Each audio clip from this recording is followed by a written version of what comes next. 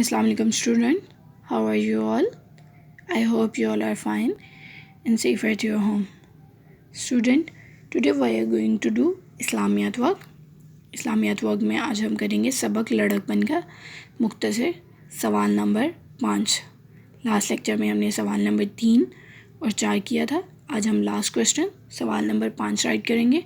So take out your copy, draw your margin line, and as usual on the top of the line we write Islamiyat, then we write sabak. After writing sabak, on next line we write sabak name ladakpan, then on next line we write मुख्तसर जवाबात दे. मुख्तसर जवाबात में आज हम करेंगे सवाल number 5. सवाल number 5 है, दादा की वफ़ात के बाद आप सल्लल्लाहु अलैहि वसल्लम की परवरिश की ज़िम्मेदारी किसने ली. सवाल नंबर 5 क्या है कि जब आप सल्लल्लाहु अलैहि वसल्लम के दादा इंतकाल कर गए थे तो आप सल्लल्लाहु अलैहि वसल्लम की परवरिश की ज़िम्मेदारी किसने ली थी. जवाब, दादा की वफ़ात के बाद आप सल्लल्लाहु अलैहि